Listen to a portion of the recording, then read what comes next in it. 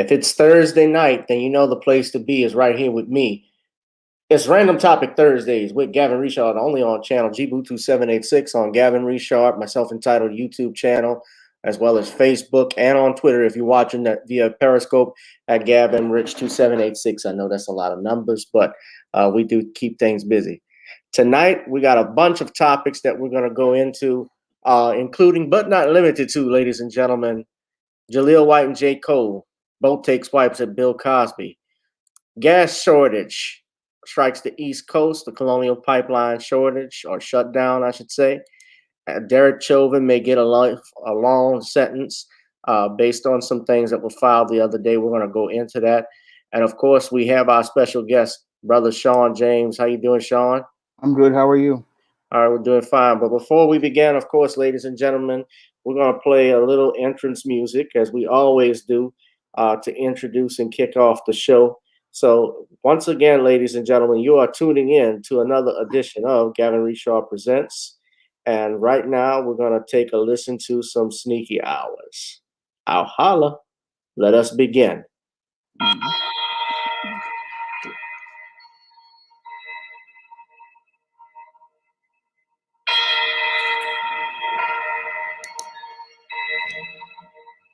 Hit that Cash App right there in the left-hand corner, please. Gavin Richard Esquire.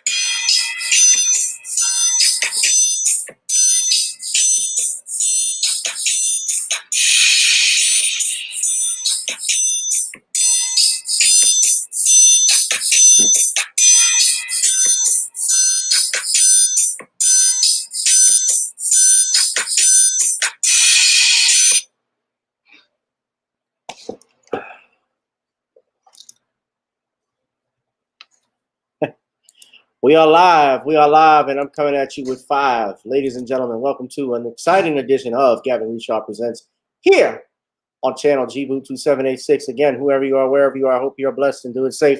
We're about to bring in our brother, our friend, Shawn James, who is here and joining us. Sorry guys, I'm having a little issue with my green screen, keeping it on like that.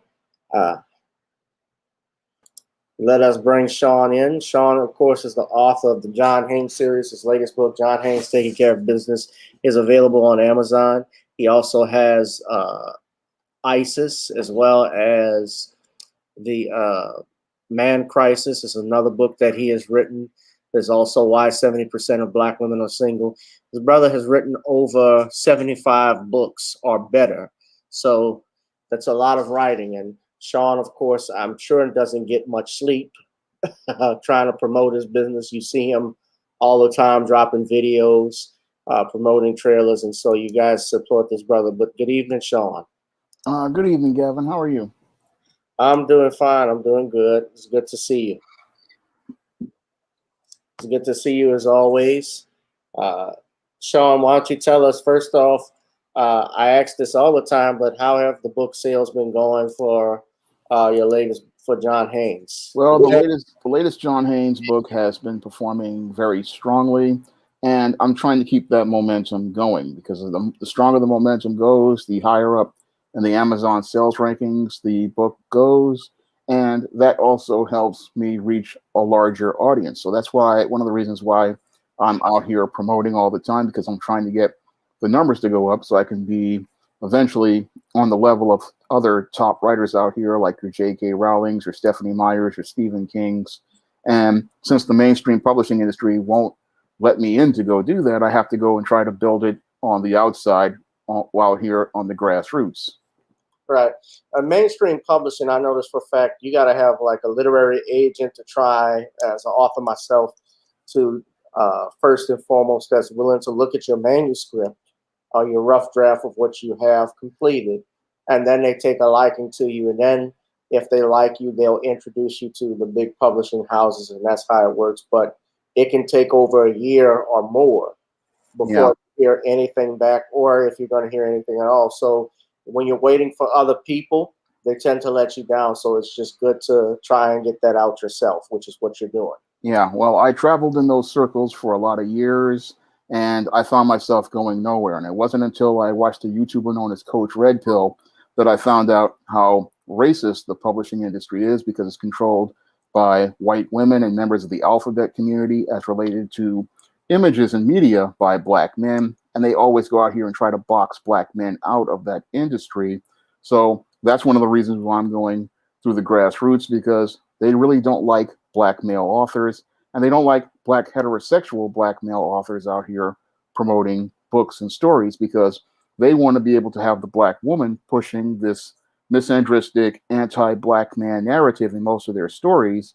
And they're doing that because they don't want to see black love in black media, and they don't want to see different other perspectives. So that's one of the reasons why I had to go out and start my own publishing imprint at SJS Direct, because the kind of stories that I want to do, things like having stories like John Haynes series, which features a strong black masculine man, and the ISIS series, which features a strong feminine woman, and my books like The Man Crisis and Why 70% of Black Women Are Single, they don't put those out on the mainstream. So I had to go out here and publish them myself so that the readers could get those stories that show you a positive perspective of the African American experience and a diverse experience as related to black people and black culture.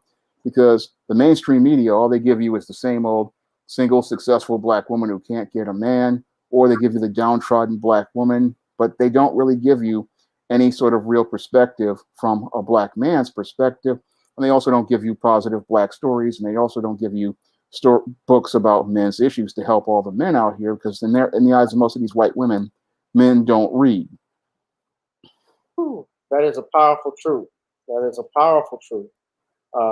But we are here. We are the new black media, so we're gonna promote your stuff. We are where you can publish your books at. We are the ones that make you successful. And that's what we try to do. We support each other. Yeah. And, that's why I appreciate you coming on all the time when I ask. Whenever I ask, he's fine to come on, but just usually every Thursday. So I'm grateful that you're able to do that. I'm trying to post something and I'm having a little difficulty, but we're gonna go ahead and get into. I'm gonna go ahead and get into our first topic. Shawn, you ready? Yeah, I'm ready. Of course. Let's. I guess we could talk about. I want to talk about this one first. Derek Chauvin may get a long sentence. Now, for those that don't know, of course, Derek Chauvin. Well, you should, unless you've been living under a rock, you know that Derek Chauvin was found guilty of second-degree murder, which is in Minnesota, which is it's unintentional homicide, unintentional second-degree murder for the killing of George Floyd. Now, he's also was convicted of third-degree murder and manslaughter. And earlier this week, the judge in the case actually had filed several motions, in particular, ruling that finding that there are certain aggravating factors. And this typically happens before sentencing, where if there are mitigating factors or aggravating factors, as they call it, the judge has the right to increase the sentencing, even if the person is a first-time offender. So things that happen, things that were there, present, the nature of the crime, of course, factors in. We see that typically even in your manslaughter cases when someone, judge makes a decision about your aggravating circumstances and factors. And sadly, this was something that came up what happened with Latasha Harlins in Los Angeles when she was killed by the Korean owner. The judge in that case, Judge Carlin, I think was her name, she listed some aggravating factors, although I thought for her to get probation was completely an insult. She certainly could have gotten more for that because she escalated a situation that didn't need to be. But that's just an example. But as you take a look at this video, Shawn, and we'll comment on it, we'll play it right quick. This comes courtesy of News 11 out of Minnesota, KARE. These were court documents that were filed. Let us take a look at this. It's not a long clip. Derek Chauvin may get a longer prison sentence after a new development in court today. Judge Peter Cahill announced he found aggravating factors in Chauvin's case, and that could lead to more time behind bars. Last month, the jury found Chauvin guilty of second-degree unintentional murder, third-degree murder, and second-degree manslaughter in the death of George Floyd. Chris Rapsky joins us now in studio to break down how this ruling could change the sentencing guidelines.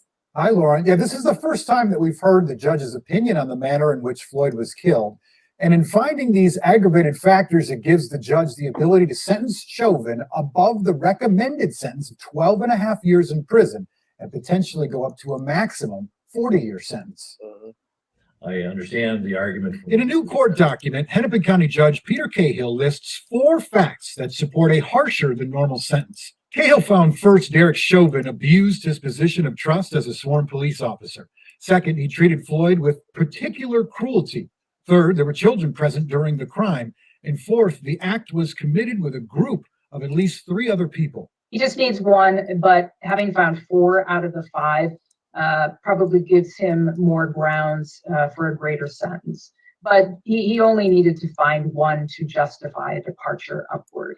In the ruling, Cahill said, quote, "The slow death of George Floyd occurring over approximately 6 minutes of his positional asphyxia was particularly cruel in that Mr. Floyd was begging for his life and obviously terrified by the knowledge that he was likely to die, but during which the defendant objectively remained indifferent to Mr. Floyd's pleas," end quote. Without these aggravating factors, Chauvin faced a sentence between 10 years, 8 months and 15 years prison for second-degree murder. Now, with these factors, the judge can go up to the maximum 40 years. But legal experts say a max sentence is risky because it comes with potential appeal problems. I think the judge would feel fairly safe in going up to a 30-year sentence for Chauvin. But if he goes over 30 years, then he's got to make some special findings, and there's all kinds of scrutiny that comes along with it. Sentencing is scheduled for June 25th. Okay. So what's next? Both the state and the defense will submit memos to the court arguing the sentence that they want to see, and the judge will go from there. Also still looming is the federal case against Chauvin and 3 other former officers, a case that, if convicted, could carry a life sentence. Also, some reaction today. Attorney General Keith Ellison thanked the court for agreeing on the aggravating factors, and Floyd family attorney Ben Crump applauded the judge for the decision. No comment from the defense. Lauren. All right, Chris, thank you. Okay, so guys, you heard that. You saw that there were 4 aggravating factors that the judge found. That number 1, that Chauvin breached his trust as a police officer.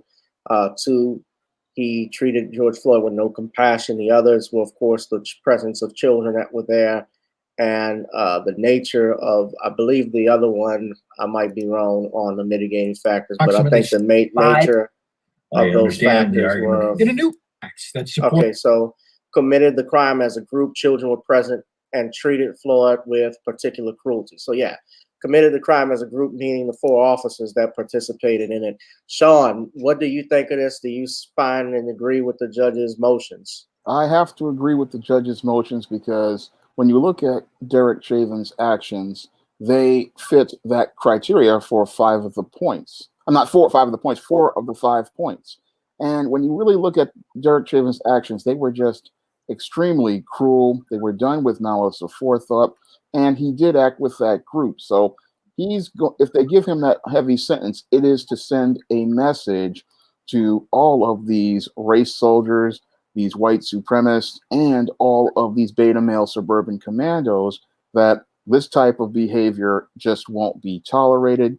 and that this type of behavior will come with you being held accountable for your actions. So I would like to see the judge actually go out here and give that harsh sentence, because your Derek Chauvin needs to be made an example of, because we need to send a message and set a hard boundary as related to police officers and their conduct, and we need to send a message as related to how Black people will be treated, because that's what this case is all about, is about setting a legal precedent and a standard as related to how Black people will be treated here in America. And Derek Chauvin getting a heavy punishment is one of those things that sets that boundary in place. I mean, we should have had this boundary in place with George Zimmerman, but we can start working on the road to setting that boundary with Derek Chauvin. Yes, definitely. You're talking about Chauvin. I mean, yeah. Chauvin. Yeah. I certainly think that Chauvin, an example can be made out of this, but remember, it's not over with yet. We have the sentencing phase that's coming about, and this judge did make that little argument before the jury, while the jury was deliberating, or he didn't make the argument, but an argument was raised by defense attorneys. The defense attorney in that case, who was arguing about the media and so forth. So, and Maxine Waters' comments. However, I don't think that it will actually go as far as we think it will, but you never know until it happens. So we'll find out more what goes on. Certainly, when you look at the video, when you look at the cell phone footage, this officer acted with complete disregard for life of this man. While he was pleading for his life, Derek Chauvin kept kneeling on George Floyd's neck and body. And actually, when we go back and look at it, what made it worse was that he could have survived this whole thing because they had already put him in the car. Remember, he was already in the car before he was killed. So even though he's complaining about it and is claustrophobic, and I don't know the distance between that Cup's food store and the police station, but they certainly could have gotten him there much quicker. And they escalated this whole thing. Police officers tend to escalate most of the things that we see today. And you look at everyone, it doesn't matter whether you're talking about George Floyd, whether you're talking about Dante Wright, if you're talking about, there was another person, I believe, a deaf man, although he was white, that was killed. He was unarmed and supposedly making sign language, and the officer still shot him. But this is the type of stuff, I don't like to mix others with our issues, but I'm just giving the point that they tend to go hard and talk about these things and push these, certainly they escalate these situations.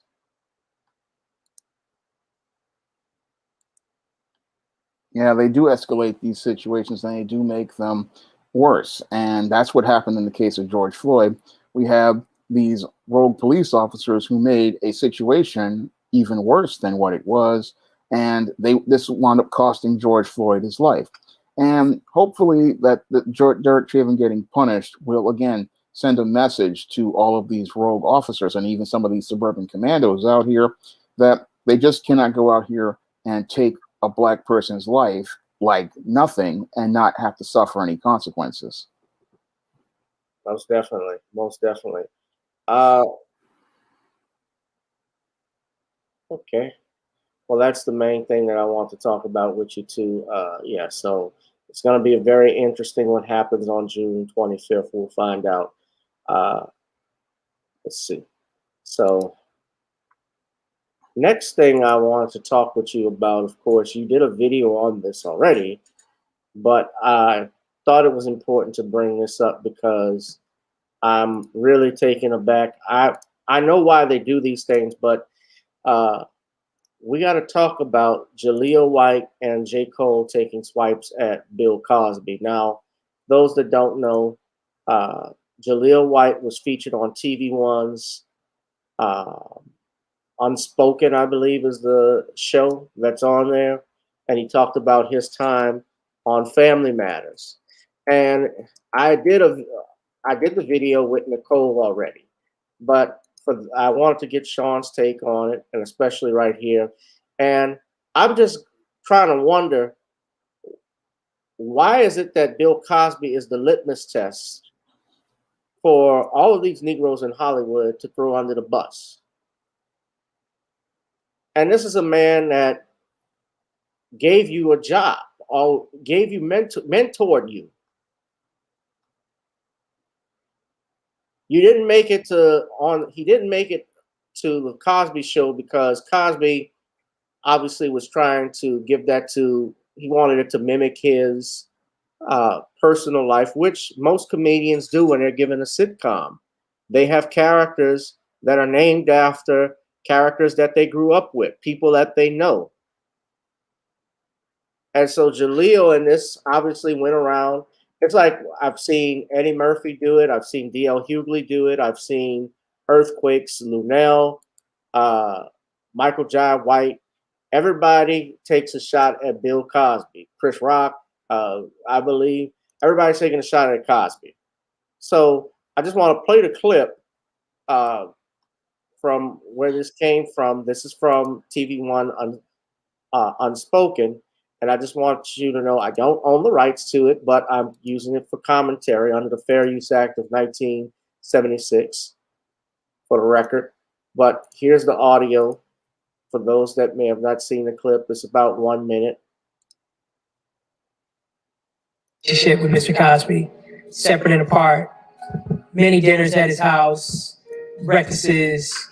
I even ran into a rough patch, and he's directly responsible for why I ended up at the William Morris Agency. Jaleel White, best known for playing Steve Urkel in the 90s hit sitcom Family Matters, appeared on Uncensored Sunday, where he reflected on his friendship with Bill Cosby, who is currently serving up to 10 years in a Pennsylvania prison for sexual assault. When you go back in time and you realize how close you were to something, and you put yourself in rooms where you realize his wife wasn't there, that woman was probably there for that purpose.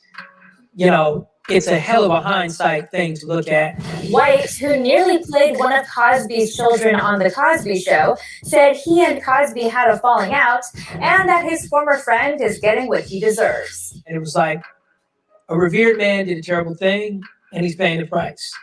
It's just like, I think that's where we leave it. A revered man did a terrible thing, and he is paying the appropriate price. Okay, so that was him, Jaleel. But now let's take a look. J. Cole. And J. Cole caught flack for this, although not for talking about Cosby, but for actually putting that line in. People didn't like it because they felt that he was making fun of or taking light of rape victims, but they weren't taking swipes at him because they thought that he was wrong for doing this to Cosby. So if you read the article here, this is Hip Hop DX. This said J. Cole on Power 106 LA Leakers this week. He spit a fiery freestyle. And his line was, well, let me just play it if I can. All right, Chip, we ready? You got it, Mel. Yes, sir. LA Leaker. Right hand, let's do it, baby. The test is time. Cause I'm pure devil. Walk. Man. Power 106. Yeah. LA Leakers. Yeah. Cole, thank you for that, man. Thank y'all, man. Hell, man. Shit. Oh, no, I forgot what them bitches felt like. I ain't gonna lie. Get rid of me, I'm on top, but you don't got know who they debating this. These little niggas different, they don't. I keep it humble. My Fucking with this right here. I'm just rewinding it to where he Classic shit only, man. It's a classic. LA Leakers. J. Cole. I might get then again, I might get hit with Woke up this morning and wonder, hey, shit, I get fresh as shit. I keep it humble. My closet like Dover Street used to be bumming. Some days I'm still bumming. The difference is now it's by choice. Got just to peek out the window. These little niggas different. They don't play Nintendo. They play with extendos. I hope you can limbo that chopper. Go spin you around like a judge on a voice. I'm from a city where most niggas never get lucky enough to see something outside county limits. I ran up the ditches. I don't have no motherfucking business. Complain about nothing. Ain't got no time and no patience for list. They be making up who they debating is better. Let's face it, he one of the greatest. No Bill Cosby shit, but if niggas is sleeping, then fuck her. Most niggas don't understand me. I don't do the Grammys. I play in my jammies on sofa. Most niggas don't understand me. Ferrari or Camry. I bet I look good in them both. Most niggas don't even get this. Go how you on top, but you don't got no bitches. I know. Most niggas don't even get this. To giving a chance. They trade family for riches. I know. Look at my ceiling. It's endless. I'm sick of these bitch niggas feeling the sentence. It ain't. All right.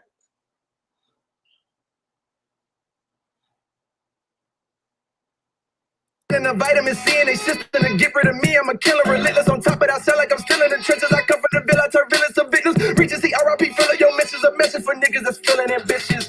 How come a nigga still ain't to the prime? Ah, you bitch, all season come May 14th. Fuck all y'all niggas.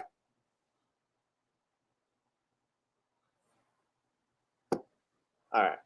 So that was J. Cole. Willie D said something earlier today, and I'm tying in. He was talking, he did a video on Bill Cosby and Jaleel White's comments. And he actually, I don't know if you got to see that, Sean. I didn't see it yet, so. But what was interesting is Willie D straight up said Urkel should have, Steve should have just done better by not saying nothing, essentially, because it's like whether I like a person or not, I'm going to leave my feelings out of it. I'm not going to talk about somebody, especially to another media set, people to another media outlet, especially one that may not look like us, and throw another black man under the bus. I'm not going to do it. And Willie D, initially, if you look at it a few years back, he was talking a lot of shit about Cosby when that stuff was going out. But Willie D, I think, has done a 180 because he's had a chance to look at, I think, the information that has come out that we have looked at. I have looked at the evidence in the Bill Cosby matter, and it's proven to me that he got railroaded. So it's disappointing to see another icon, you know, although I don't put Steve Urkel up there with Bill Cosby or Cliff Huxtable or that matter, but I respected Jaleel White and Family Matters, that sitcom, because for what they did, they were a black middle class family that loved each other. You had positive messages that came out of that show. He was a part of that. So it was disappointing to see him, and then to see J. Cole, of course, but it doesn't surprise me because Negroes will always go for the cheap joke or the cheap line so that they can sell CDs or sell tickets. And that's what they do. But I noticed something about Jaleel White's shirt in that interview. He had a rainbow shirt on. So that was one thing that I noticed with him. And I also noticed with Jaleel White that he was basically sending a message to all of those people in Hollywood that he would do their bidding. So when I look at what Jaleel White was doing with that statement, and also J. Cole to a point, they were not just taking a jab at Bill Cosby. They were also sending a message to all of those executives in Hollywood that they would just be the perfect type of house Negroes. That's what they were doing. And that's why all these guys are bashing Bill Cosby, because they want to continue getting jobs from your white supremacist Hollywood, and they want to continue to get crumbs from the master's table. So they're out here throwing Bill Cosby under the bus because it's a message to them that they don't support black empowerment, because Bill Cosby was all about black empowerment. He was all about helping out another fellow black person and helping them get to a level where they could reach the economic middle class and help build a stronger black community, whether it be with full ride scholarships or acting jobs, or in the case of Jaleel White, giving him connections to a better agent, because he probably was with a C agent and your Bill Cosby was going to help him get with an A-list agent, and he would help out different people. And what they want to do with Bill Cosby is tear him down so that they can build up these black bootlicks. And they know that if they can get these black bootlicks to throw Bill Cosby under the bus, they can undermine black empowerment, and they can undermine anybody trying to build a entertainment industry where black people can be seen in a positive light. So basically, this is a litmus test to see who will be the latest Sambos and minstrels and yes men and mammies and Jezebels. And this is what it's all about, seeing who is going to go out here and buck dance and bojangle. And what we're seeing with Black Hollywood, sadly, is we've got a lot of black entertainers who are not loyal to the black community. They are not loyal to the cause of black empowerment. They are not interested in creating positive black images. No, these individuals don't see themselves as part of a Black community. They see themselves as being separated from the Black community, and they see themselves as deserving of extras from the master's table. And what they want to do is make compromises with those white supremacists in Hollywood to continue getting those extras. And it seems like the new litmus test towards compromise, showing how compromised you are, is throwing Bill Cosby under the bus. Because we saw this, we saw this with Hannibal Buress, because he was the first one to throw Bill Cosby under the bus, and they gave him a TV show. We see this with. We haven't seen him lately either. No, we haven't seen him, because what happens with white supremacy is, like Professor Black Truth always says, they always break their toys, because once they finish using you, they toss you. But you can't explain this to the Black Hollywood types, because they think they're moving ahead, but they don't understand that your white supremacy only uses you in the short term, and then after they've finished using you, they get rid of you in the long term. So your Jaleel White thinks that, oh, I've got this new marijuana business where I'm selling this Urkel weed. So in order for me to get my business moving forward, what must be under the bus in an interview, and then the white supremacist will help me with my weed business. But what's waiting for him probably will be federal charges, but he doesn't really see that in the big picture, because again, white supremacy always breaks its toys after it finishes playing with them. And your J. Cole also threw Bill Cosby under the bus because he wanted to move up the ladder and get himself a music deal. And again, they're going to toss him under the bus, because many of these Black celebrities just, again, don't understand that white supremacist Hollywood doesn't have much use for your Black celebrities outside of looking like they're becoming snitches and house Negroes now. And that seems sadly what the case is as related to many of these Black celebrities. And it's sad that their litmus test in white supremacist Hollywood is throw an elder under the bus. And many of these Black people are not really understanding what's going on, because just like they destroyed Bill Cosby, they can destroy you. And it's just a matter of when they decide to destroy you. And that's the thing that flies over the heads of most of these Black celebrities like Jaleel White and J. Cole. Well, let's take a look back at what he just said, because this is important. Now, I brought this up Tuesday when Nicole was on here. Shout out to Nicole. Listen carefully to what he says, though, Shawn, in this line. Y'all listen carefully. Back in time and you realize how close you were to something, and you put yourself in rooms where you realize his wife wasn't there, that woman was probably there for that purpose. You know, it's a hell of a hindsight thing to look at. Okay, you heard what he said? Yeah, I heard what he said. He said, it's a hell of a hindsight thing to look at. But before that, he said, you remember that woman was there. His wife wasn't there. She was there probably for that purpose.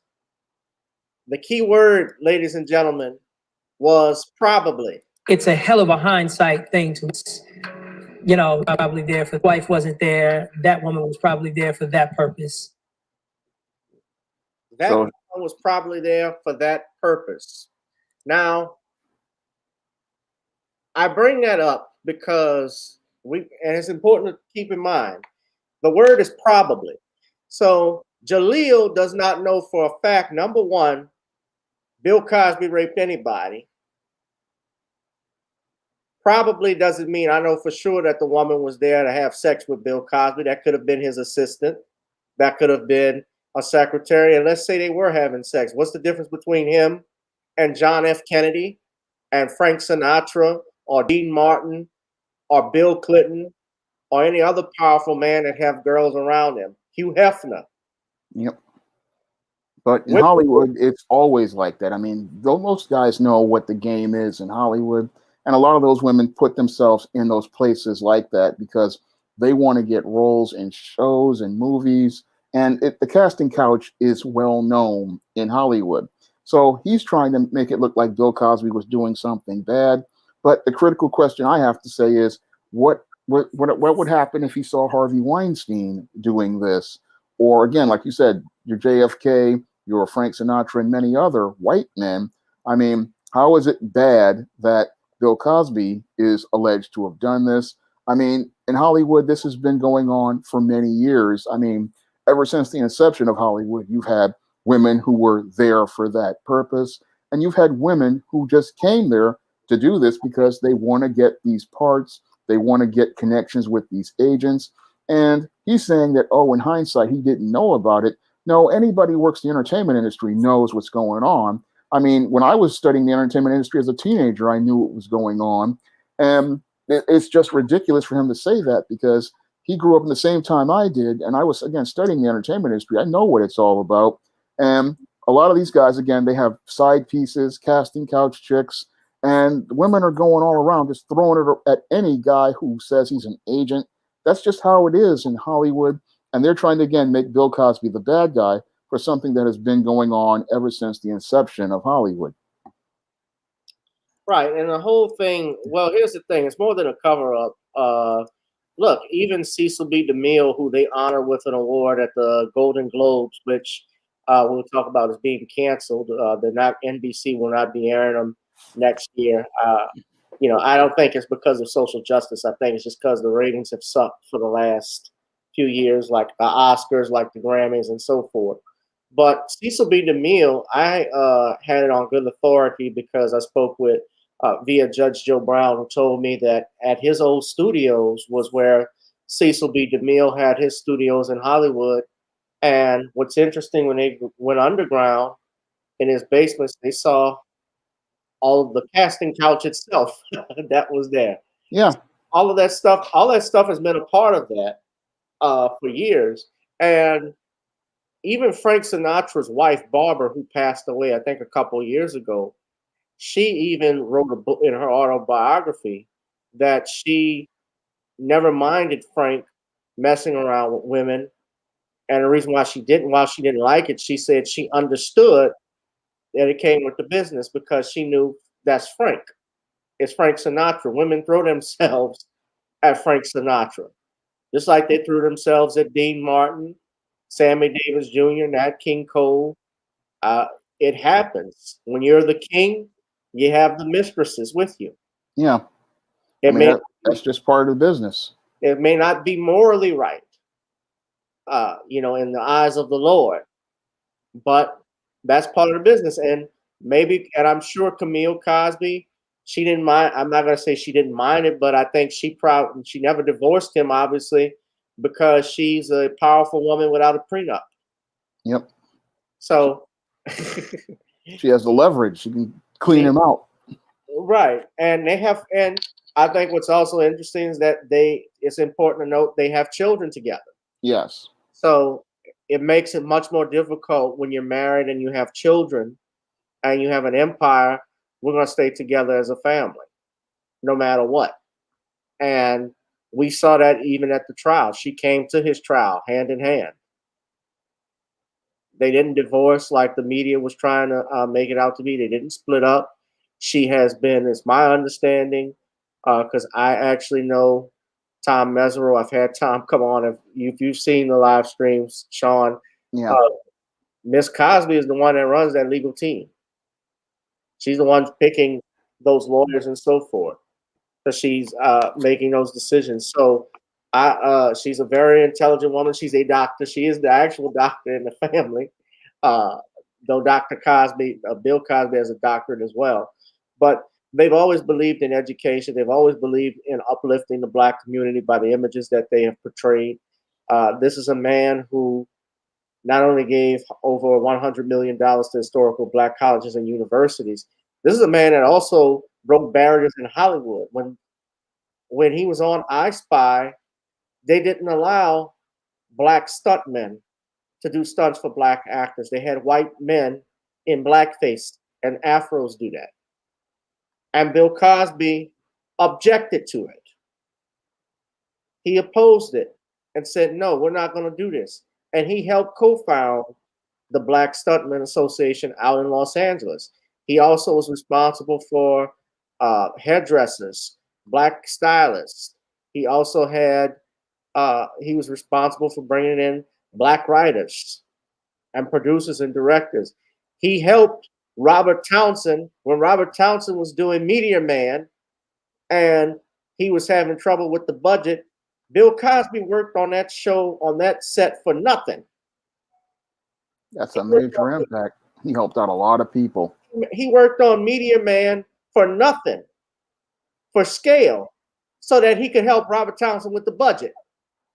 And Robert Townsend, interesting enough, directed Bill Cosby's last comedy special that Netflix won't air. And Robert Townsend hasn't said anything about Bill. You haven't heard from him. So let me make, you can speak, but let me, after I just make this one quick point. I would rather these brothers and sisters that if they're asked about anything about Bill Cosby, anything about Michael Jackson or OJ, to just say, especially about Bill, but Bill Cosby in particular, just say no comment. Just have respect to say that, because, and there's an interesting reason why they're doing it. Of course, there's an appeals process that's going on right now, Shawn, as you know. Yeah. They may be making their decision at any day now. And so I think the reason why they're throwing these people out there to say these things is to have an impact with the judge and the judicial panel, when they make their decision, because it's 7 judges. And I live streamed the whole proceeding. Everybody saw it. And even the judges were of the mindset, this went out publicly. It's on record. It's on YouTube. Y'all can go look at it, Jaleel. You can go look at it, J. Cole. Go look at it, D.L. Hughley, Lunel, George Wallace, all of y'all, Vlad. They said that this man didn't get a fair trial. One of the justices actually said this. He's on the record saying it. It's called research. Go ahead, Shawn. Yeah.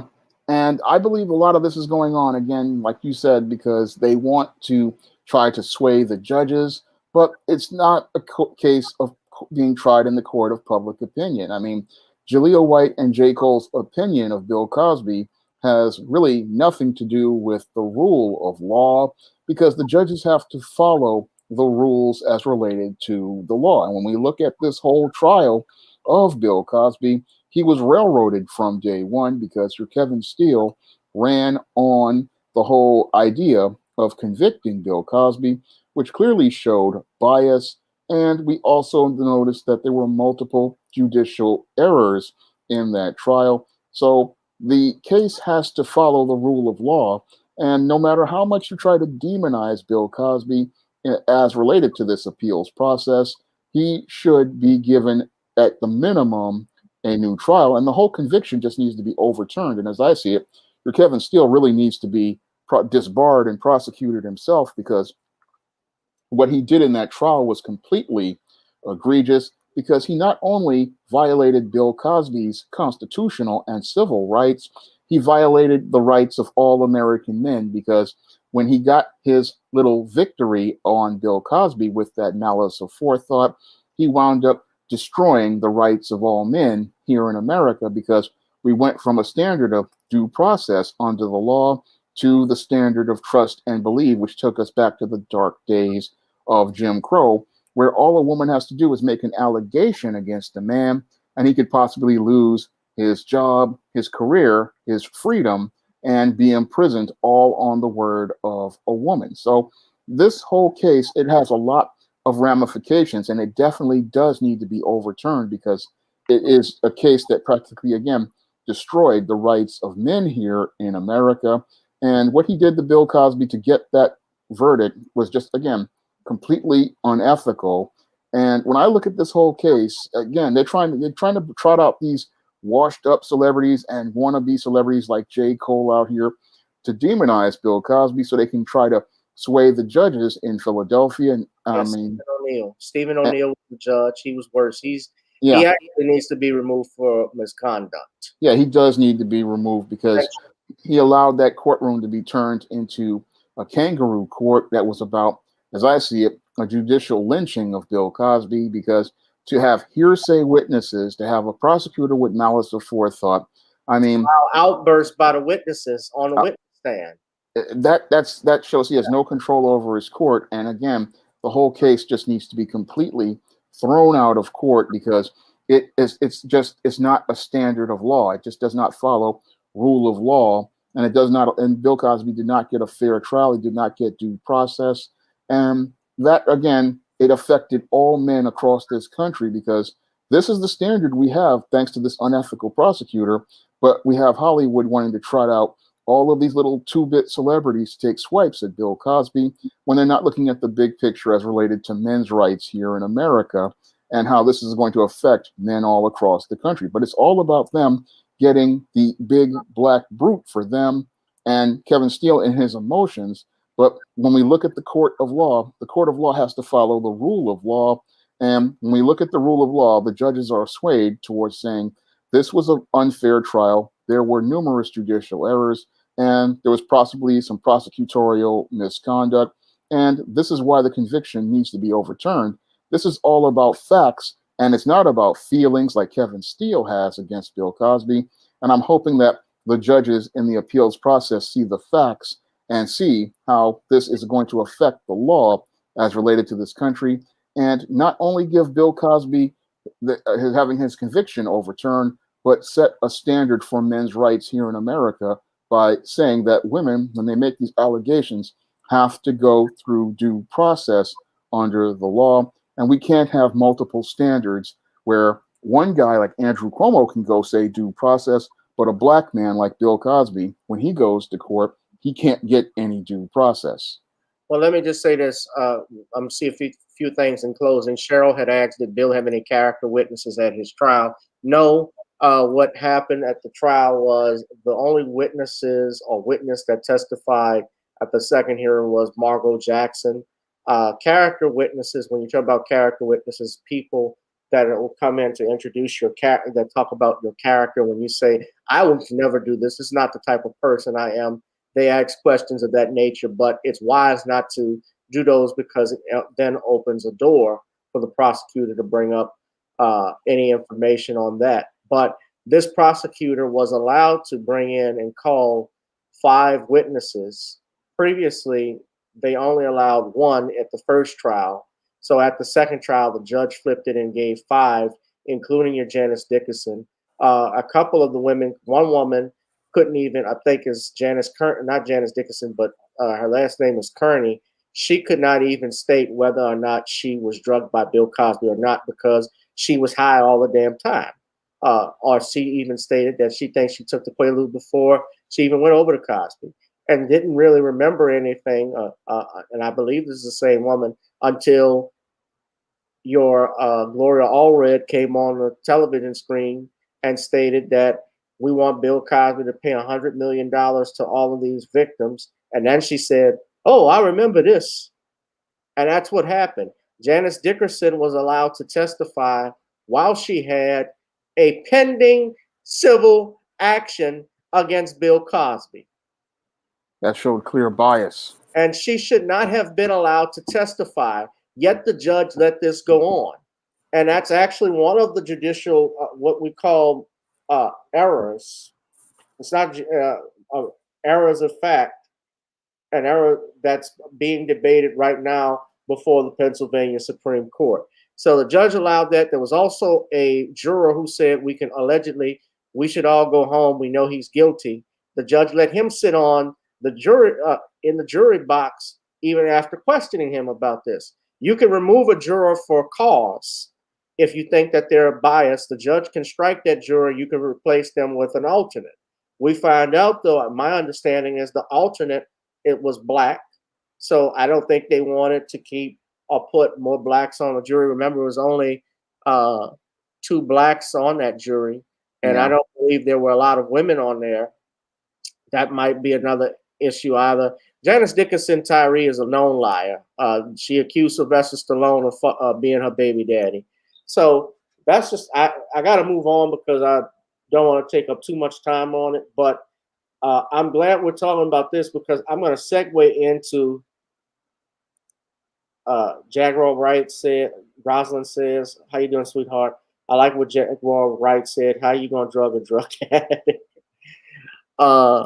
You said double jeopardy. There was no well, it wasn't double jeopardy, but what they are arguing is the right against self-incrimination because there was a deal with the prosecutor that the prosecutor stated that Bill Cosby just pays this suit, then there will be no charges. So it's an issue of whether, a Fifth Amendment issue that this case was already settled, the right against self-incrimination, and using that deposition against him. So that's being factored in. But I do want to talk about somebody that gets on my nerves, and this relates to the Bill Cosby thing too. And I guess we got to go in on him, shall we, Shawn? And that's Moise Lamont Hill. Now, Moise Lamont Hill, or Mark Lamont Hill as he's known, I have issues with him because he has a problem, obviously being a black man. This is a man that attacked Malcolm X as being gay at one point. He was pushing all of that.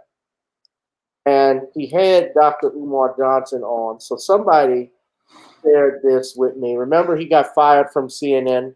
Yeah. Good. So we don't have to really deal with him every night. But someone shared this with me.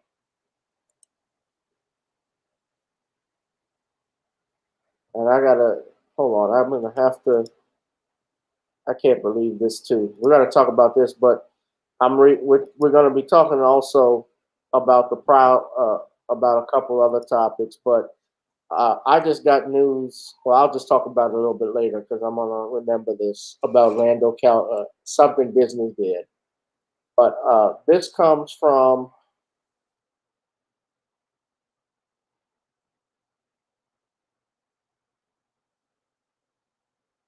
R&B Forever. Shout out to Jaleel.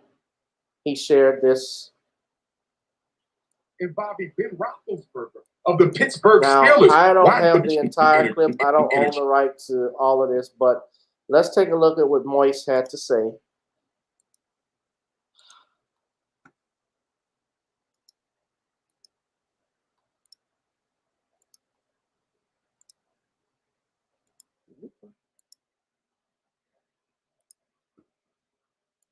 Why didn't the case involving Ben Roethlisberger of the Pittsburgh Steelers? Why didn't that get the same energy? What about the Duke lacrosse team of several years ago who sexually assaulted a young black female student? Why didn't that get the same energy? What about Marv Albert, who was the leading NBA announcer at that time, accused of sexual abuse? A little caveat on that part.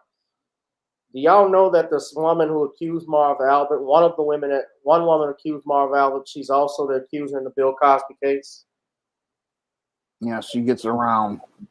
Well, she's a known liar. Even the accuser of Marv Albert, because she accused Marv Albert, but another woman actually had a real case against Marv Albert, and she was called as a liar. That woman by the name. She changes her name too, but it's PJ Maxton. Just a little caveat. So that's how that's what they do. They go to they bring these actresses to the media and they put some eye drops on their cheeks and they sell you a story. Supposedly. And it didn't get the same energy. So all we're saying is sexual abuse is wrong. Black women suffer from it way more than white women do. As a black man, understanding the history of the sexual objectification of the black woman in her body, I'm extremely sensitive to the issues of black women when it comes to sexual abuse and exploitation. But at the same time, I will not stand by and watch a black man get publicly lynched before he has had his day in court. Well, I guess it's hard for me to take that answer without asking the rhetorical question of, well, what does freedom look like? I agree with you. White men get away with all kinds of stuff. They do all kinds of harm. White men have destroyed this world from the moment they've been on the planet. You and I will agree on that. But my vision of freedom is not to be as unchecked, as unaccountable, as violent, as patriarchal, as misogynistic, as transphobic, as imperialistic as white men are. I don't want I don't want a world where I'm free to be as reckless as Harvey Weinstein. I don't want Bill Cosby to be treated like Harvey Weinstein. I want Harvey Weinstein to be as accountable as Bill Cosby has been made to be. For me, that's what freedom and justice look like. And so I think too often, and this isn't a critique of you per se, but a critique of sort of how we talk about this issue, is that sometimes we keep pointing to white men who haven't been held accountable and say, well, look, they didn't do anything, when in fact we should be saying they need to be accountable, but we need to be accountable because so much of the harm that happens, whether it's sexual violence, whether it's transphobic violence, whether it's rape culture, we are accountable for that. Black men do harm in the world. Black men aren't the sole source of the harm. Black men didn't create the harm. Black men shouldn't be isolated for the harm. I'm gonna finish it, but we're not the ones that mess around with transgenders or transsexuals. We typically don't do that. If there's any violence that happens, it's only a result after they find out, most of the time, that that person lied to them about their true identity. Doesn't mean it's right, but I can certainly understand if someone lied to you and you thought was a woman and you found out biologically they were born. If you find out Betty was born Bruce, I'd have a problem with it. But Black men do harm, and there has to be a way that we hold ourselves accountable. And I think if we don't, we run the risk of reinforcing patriarchy and so many other forms of violence in the world.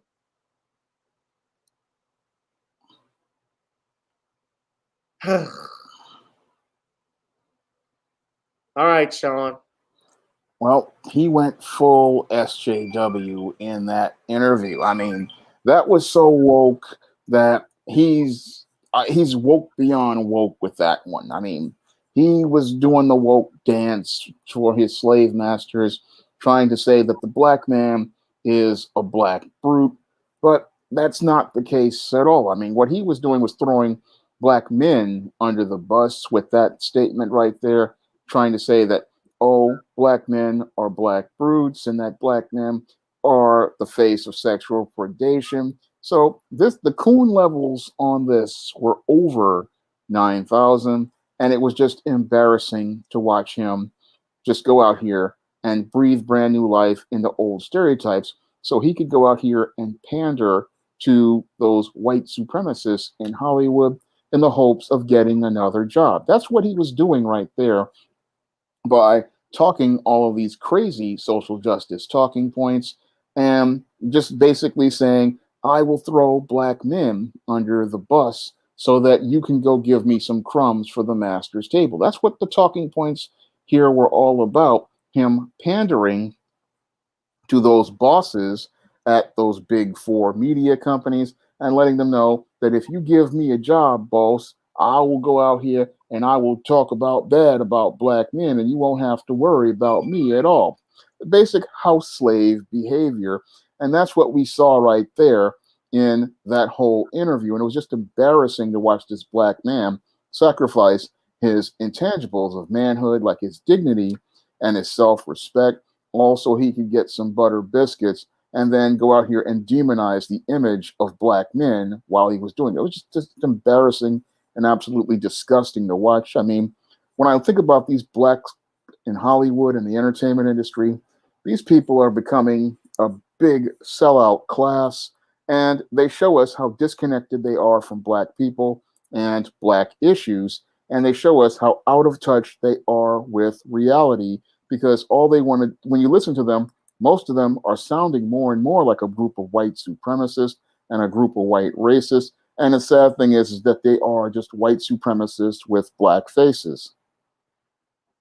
Yeah, I don't understand. You're making black men, you're just aiding and making black men the face of you're talking about transphobic violence, transphobia, homophobia, or whatever phobia you want to throw out, domestic violence.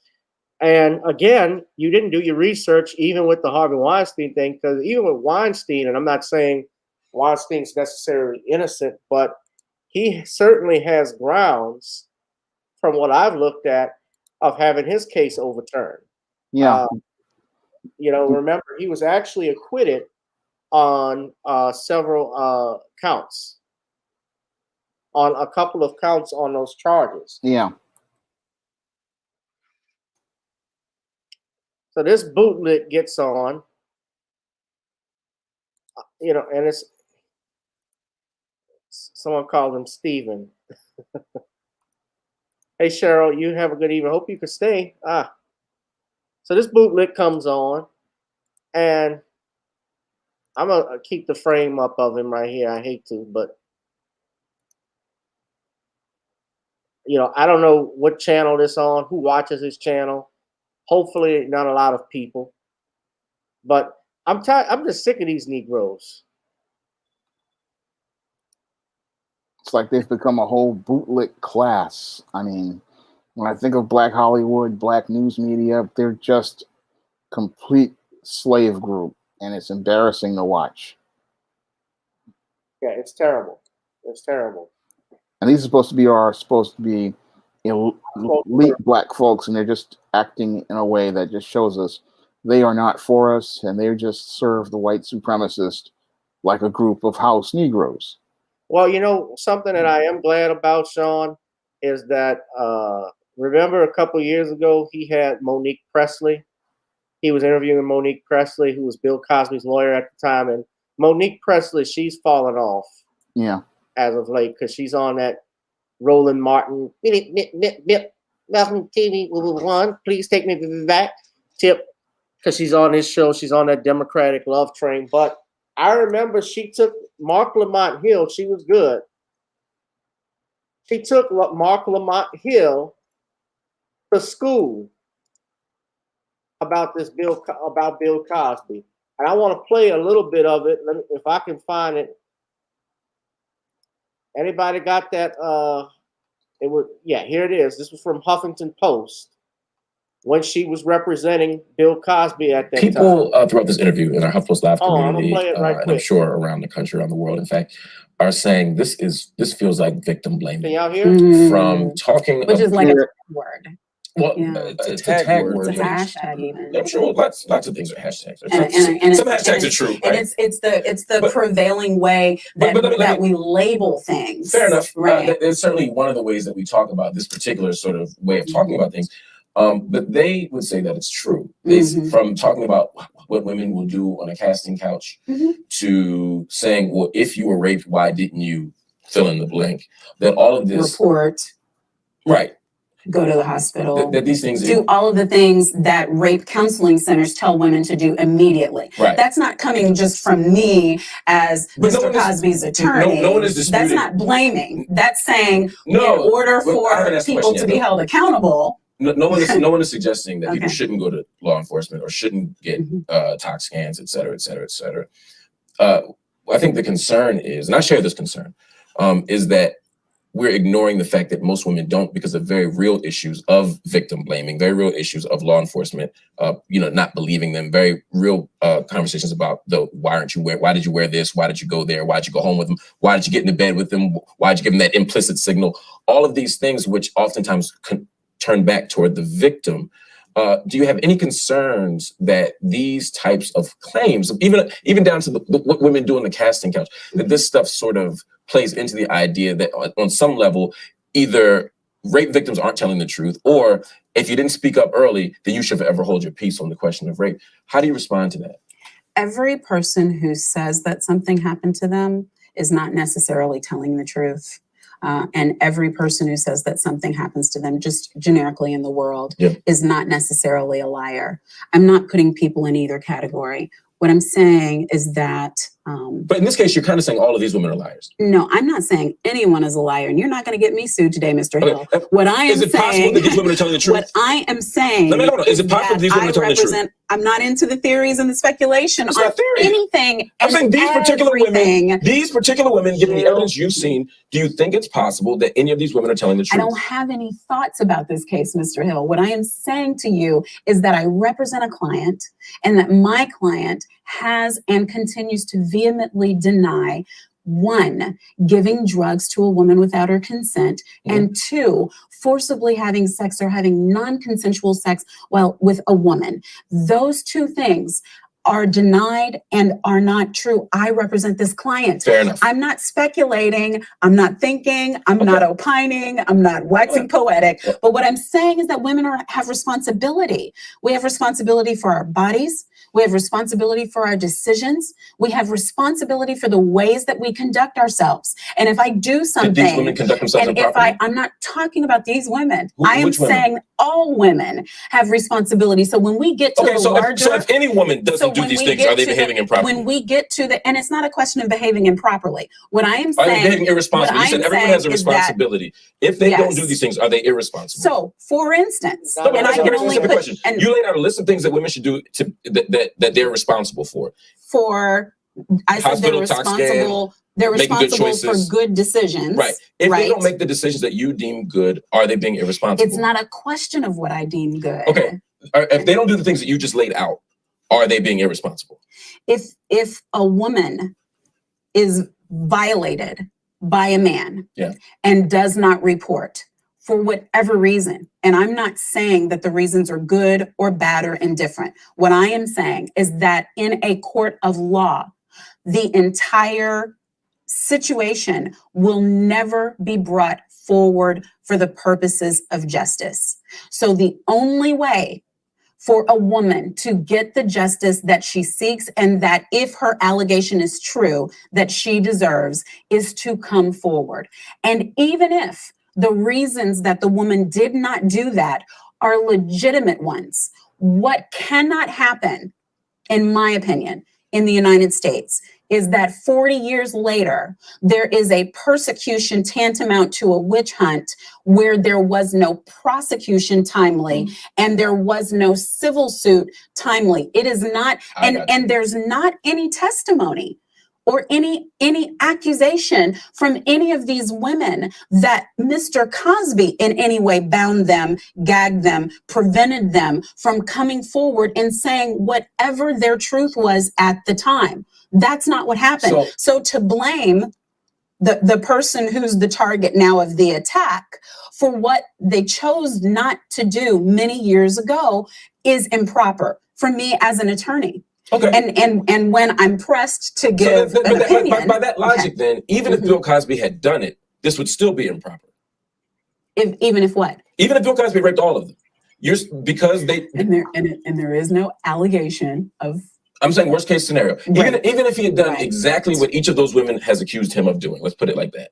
Right. Even if he had done that, there's no recourse in the law, right, and that's all we're talking about. So then, for you, this would still be improper. This would still be unfair to Bill Cosby. This would still be a persecution, even if he did the acts, because he doesn't have in the court of law. And I mean, you don't have to just look at Bill Cosby for that. I mean, look at the manner in which our government system works. If someone dies wrongfully in the state of Massachusetts or under some federal action by a police officer, and there isn't an action brought within 6 months, there's not a notice, it doesn't matter whether the thing was done or not. The issue is whether they timely reported and put the federal government or put the local government on notice that there was going to be a suit. And the government does that with no apology. That's the way that the law works. Are we up in arms about it? I don't really see anyone being up in arms about it. People die in hospitals that shouldn't all the time, state-run hospitals. And sometimes they don't even know that they have an injury until after whatever the mandatory notice requirement is. But it is the law. There's that little moist, that little pipsqueak.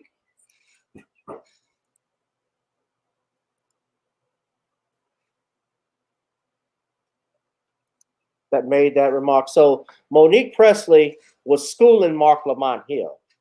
If you saw the full clip, and she was even going further about stuff, especially as Mark was asking questions about, well, what about the pictures with Bill Cosby and the women? What about all of this? See, he has always been just like Michael Eric Dyson, because somebody said he's starting to sound like Michael Eric Dyson. Remember, Dyson threw Bill Cosby under the bus too, and even called sick Bill Cosby, accused him of raping the black community.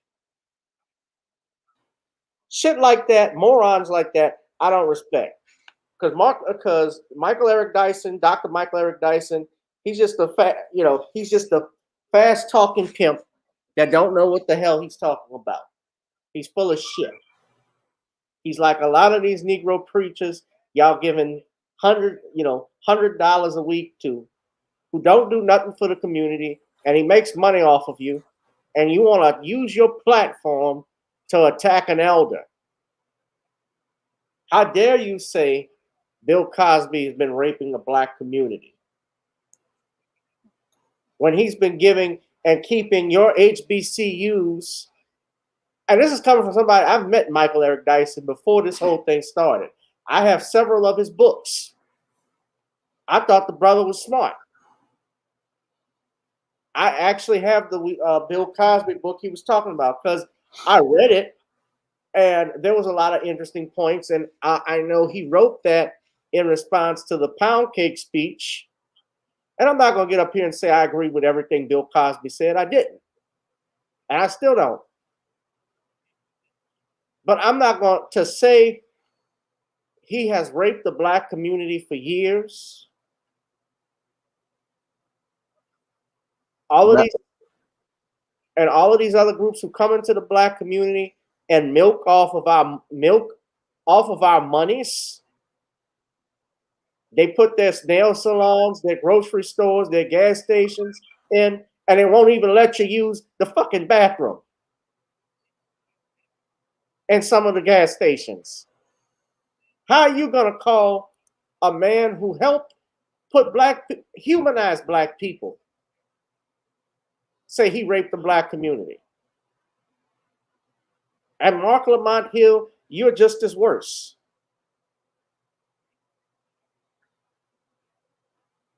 I've lost a lot of respect for a lot of these people.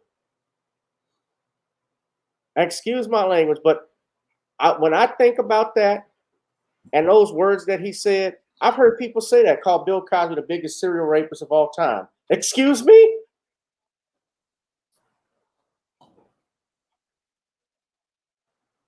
I'd have to say that these bootlegs really show us who they truly are. I mean, to call one of our elders like Bill Cosby a person who is raping the black community, that's really low, and it's really a point that really it makes no logical sense. I mean, here's a man who gave thousands of black children a chance to go to college. Here's a black man who gave us positive images of black people that have helped generations, and he's also kicked down doors for black people in the entertainment industry and in business.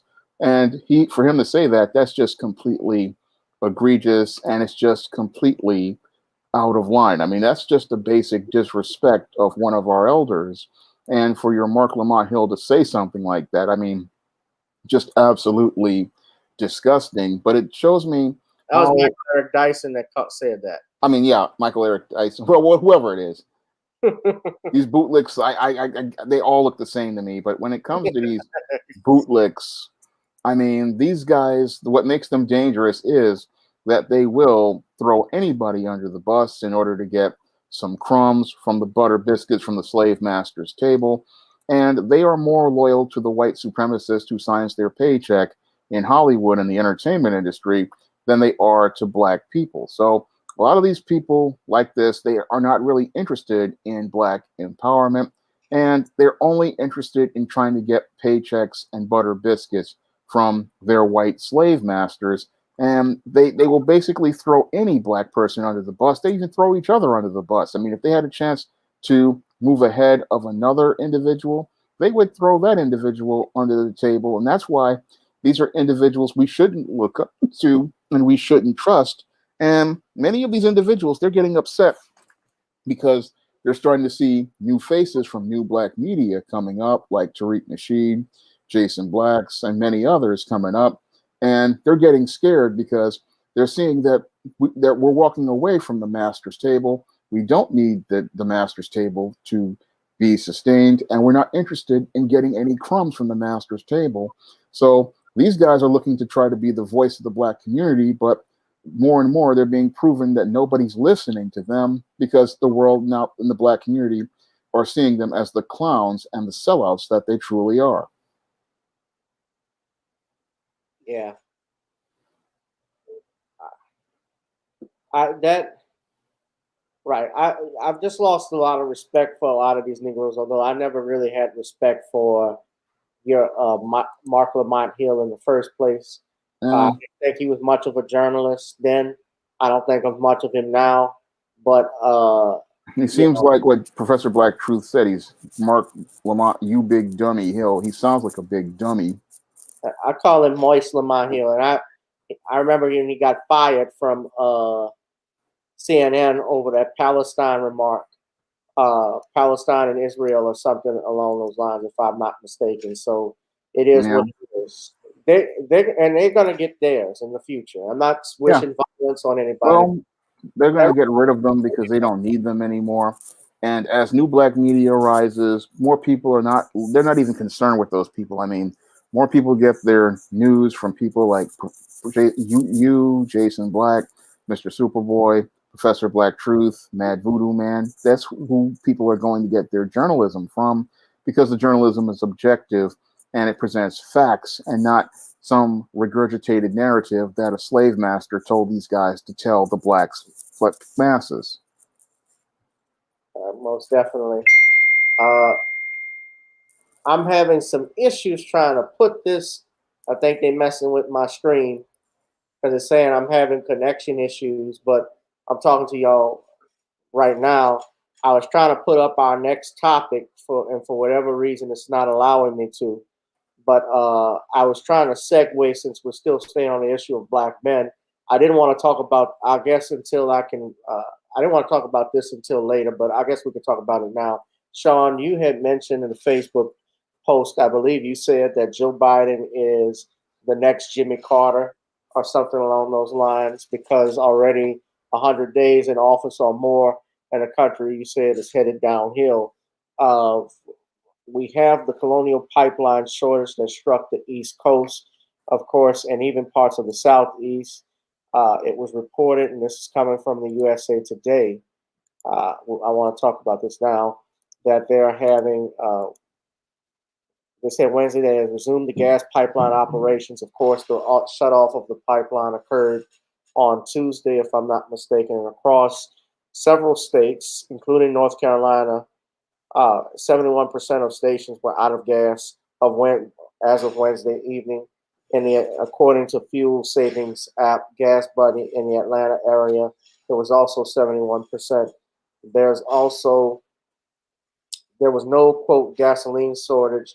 There was a problem getting the fuel from refineries on the Gulf Coast to the states that need it, and officials were scrambling to find alternate routes to deliver it.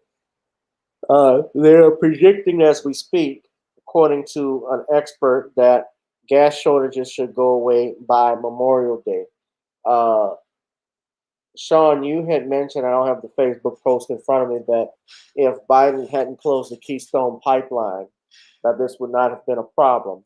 The Colonial Pipeline, however, delivers about 45% of gas or fuel to the East Coast, and it runs from the Gulf Coast to the North New York metropolitan region.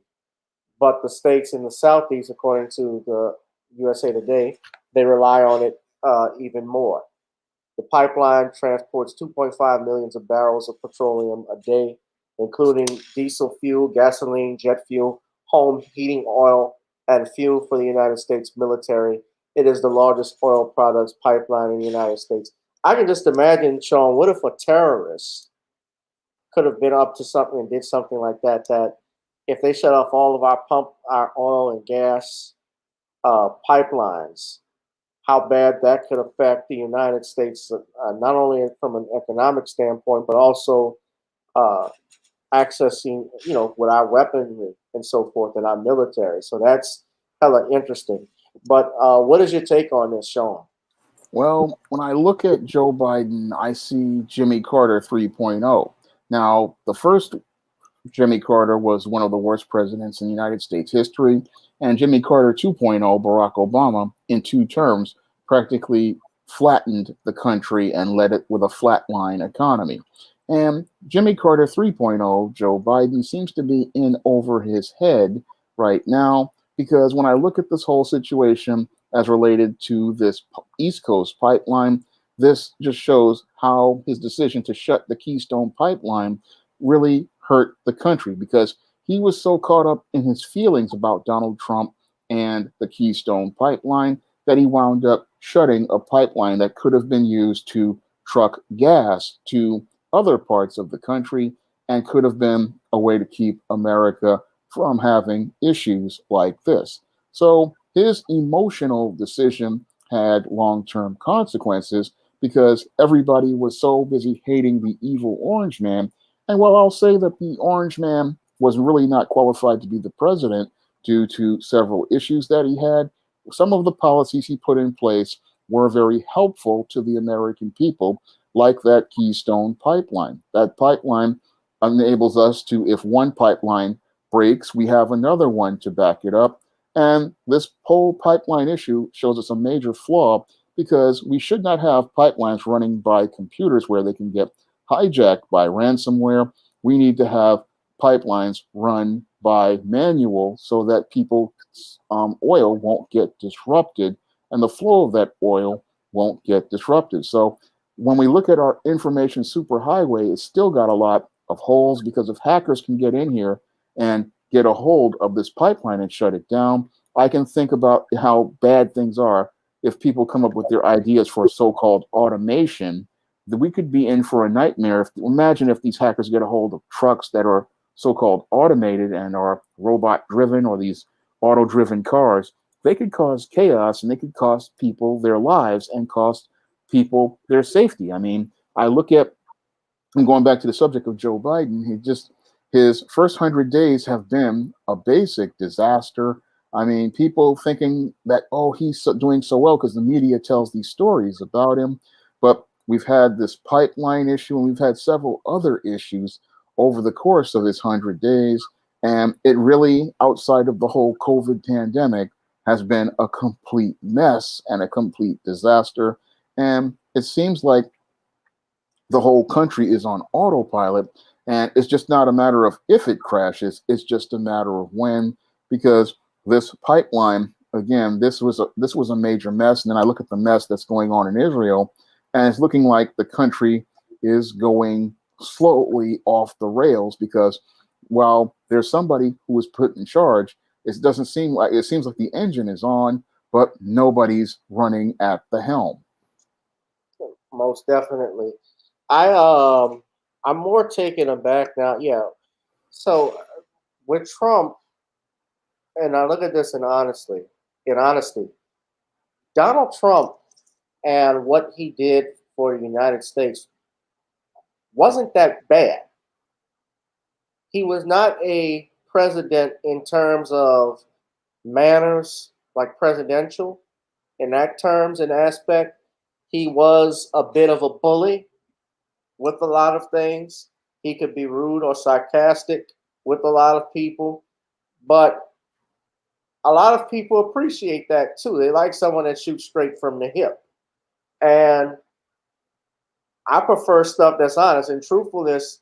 He did not attack the Black community. No, he did not. About it. And we have a situation as well with these immigrants that are coming in the United States. They're getting thousands of dollars more than American citizens, and as a result of this pandemic. And keep in mind, Shawn, there is also, we may very well, this is my opinion, I don't know this for a fact, but I'm just worried about the COVID variant that they're talking about that's out there, because they say you may need a booster shot after you've taken the vaccines already. But what if this variant, because I'm seeing numbers go up, what if this variant actually forces us to do a lockdown again? That might happen. That could possibly, I'm thinking about that. That would be scary, because if we had another attempt at a lockdown, the country would revolt, because the country's in a very fragile place right now. And I don't think people would accept another lockdown. And that's why we saw Keisha Lance Bottoms say she didn't want to run for a second term, because it would be impossible to enforce, because people are already at the brink right now The country is on the brink. We still have people out of work. We still have people who are barely making ends meet. And the whole thing is that, again, Joe Biden is meant to be this pacifier to make people feel like things are going in the right direction. But if they go off the rails, then we could have another January 6th sooner rather than later. Possibly. But this Colonial Pipeline shortage, man, is something to watch. Of course, there's no gas shortage right now currently, but there wasn't really a gas shortage. It really was just the media trying to get people to panic, like they did with the COVID-19, and they had people buying toilet paper. Panic, price gouging. Yeah, and the media they like CNN and them. They fan the flames on these stories, and they really don't need to fan the flames on these stories, and they make it worse than what it actually is. Right, and of course we saw people. I'm trying to see if I saw photos, but on here, but let's see. There were people filling up gasoline in open containers, people and putting it in grocery bags, people putting it in. I saw one lady, excuse me for, I saw one lady, let's see, putting it in a laundry basket. These were people who just really, Stupid. They were pushed into panic, and that's what the media does. They like to push people into panic, and it's dangerous. And I thought they would have learned something as related to COVID-19 and George Floyd about fanning flames. But we have a problem with our American media in that we're not getting objective journalism. And that's what we saw in a Veritas report where they interviewed this. They had the CNN people, and the CNN people themselves said they are not about news or journalism. They're about ratings. And they said the only way you get real news and journalism is from YouTubers. That's the scary thing about this media out here. These guys are looking to see pictures like this because they want to get ratings, and they don't really care about people's safety, and they don't care about the dangers people are in. They just want to create sensationalized stories. It's like we're in a world of yellow journalism, and all these people want to do is get these tabloid numbers up and these ratings up, and they're not thinking about people's safety or health. And this whole gasoline situation, this could have went really bad. I mean, imagine if somebody with gasoline in plastic bags or in one of these containers was to drive the wrong way, they get a spark in their car. Because gasoline isn't just flammable, it explodes. And when it explodes, it not only blows up the vehicle it's in, it also trickles down and blows up other vehicles. This could go really bad. But many of the media, they're not being responsible journalists, and they're running these sensationalized stories thinking, oh, I'm going to get some high ratings, but they don't understand that this type of sensationalism, it just makes things worse, and stoking all that panic, it could lead to some people losing their lives, all because a group of irresponsible journalists want to call themselves getting their ratings up, even though CNN is cratering as we speak. Yeah. Well, I don't watch CNN as much, and I tell my parents don't watch anything on it, but I mean, they continue to watch it. I mean, news media in general, there is no news anymore. If you want news, you come here, you get your news online, or you go, even the Associated Press has been banned to a certain degree. It's all opinion. It's no longer anybody presenting facts. So. Right. Would you listen to Roland Martins? I would not even go near him. That's not even news. He's just a clown. Watch your mouth, fool. I got blocked by him last week. I was happy. He's a certified minstrel. I called him a prick. I said and he's blocked me. I was like, well, he says he blocks people if they call him slurs and stuff, but apparently last time I checked, prick isn't a slur, so you are what you are. That's how, folks.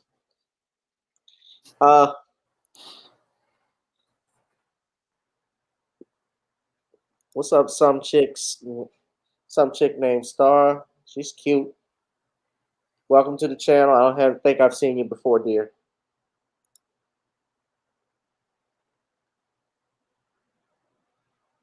last thing I'll talk about this. Ladies and gentlemen, Disney is getting ready to introduce the new Proud family. Emphasis on pride, if you dig my meaning. I think you know what's coming. Okay, so this was brought to my attention earlier. Shout out to Jason Reed as well as our brother Torian Rain. He actually had this here, but y'all check this out.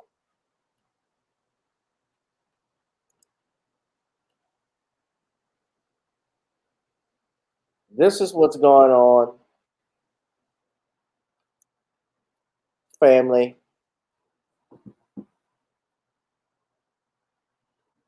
To cancel.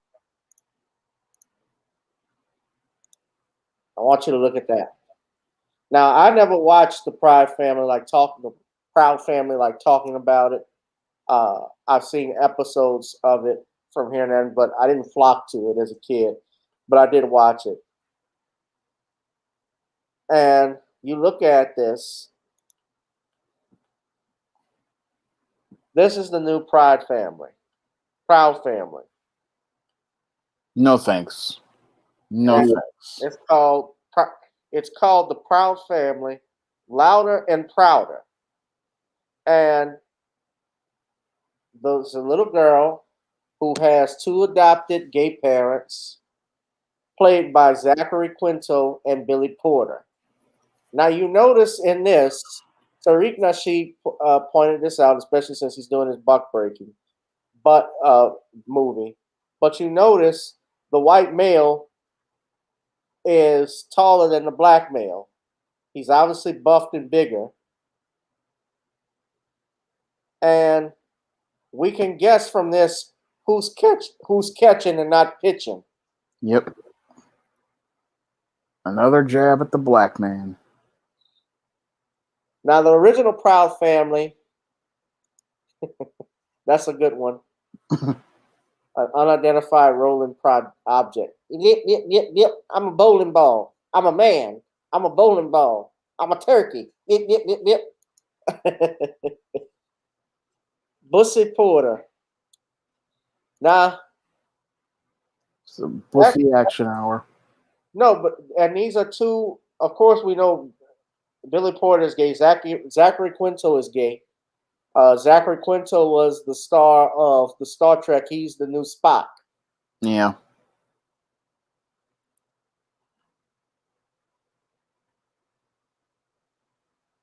I think this is the new Penny, if I'm not mistaken. And there's supposed to also be another, what they call trendsetter and non-conforming, which I know what they mean by that. And Magic Johnson's son, E.J. Johnson, is going to be voicing that character. Another reason why I'm glad I did not buy Disney Plus. You know, I even noticed even in Disney Plus when I watched the Mighty Ducks new I've watched the Mighty Ducks new, was it the Game Changers of its new series? They actually have a 10-year-old boy. I can't remember what the last episode of it was, but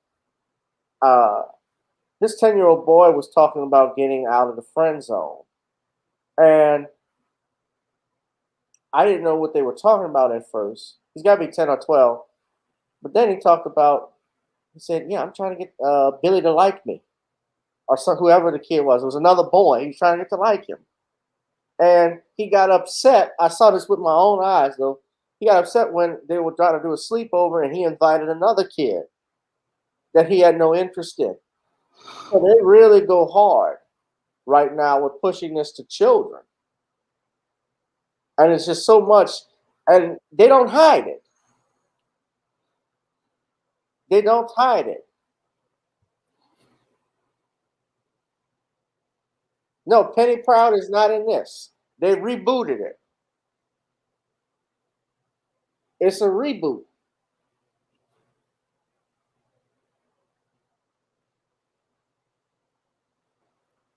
Yeah, it's another one of Disney's woke programs. And I am absolutely disgusted by this because you're trying to push this on small children because the original Proud Family was a show that was supposed to be about a black family. But what really disgusts me about this is that they keep trying to target black Americans. Like Tariq said in his documentary, Buck Breaking, they just have this fixation on black people and pushing this agenda towards black people. It's like I noticed this with the mainstream media as related to the effeminization of the black man and the homosexualization of the black man. And this show right here is an escalation of this agenda to try to homosexualize black men and try to get black children to buy into this sexually deviant lifestyle. So this is again all about social engineering because again, if you wanted to do a gay show, I noticed that they never have a white on white gay show.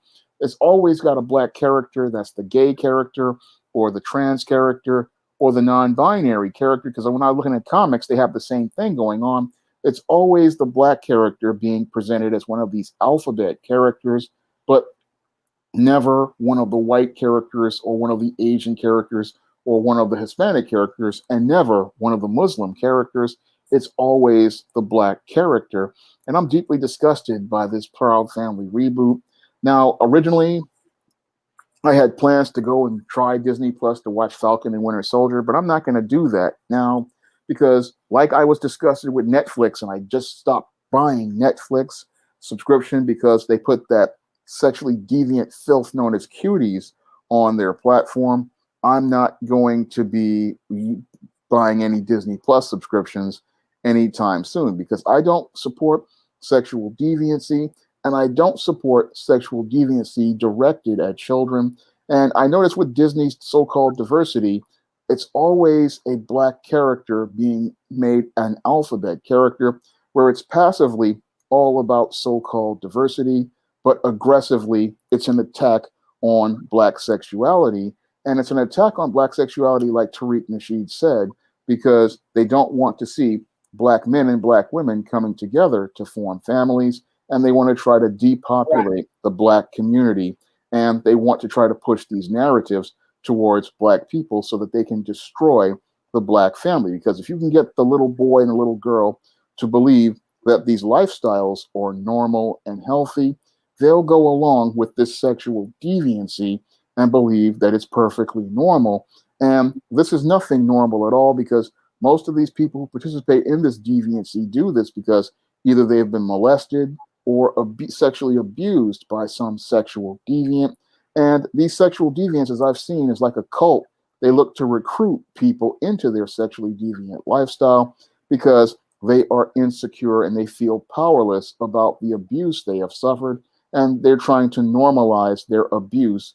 And it's just so sick and disgusting because this behavior, again, it's not normal. And we can see the racism as related to passive aggressiveness, like you pointed out. The white man is shown as the dominant one, and the black man is shown as the submissive. And this is again about trying to emasculate the black man. And again, this reboot is just another agenda pushing at the black man and the black woman, pushing sexual deviancy as a social norm.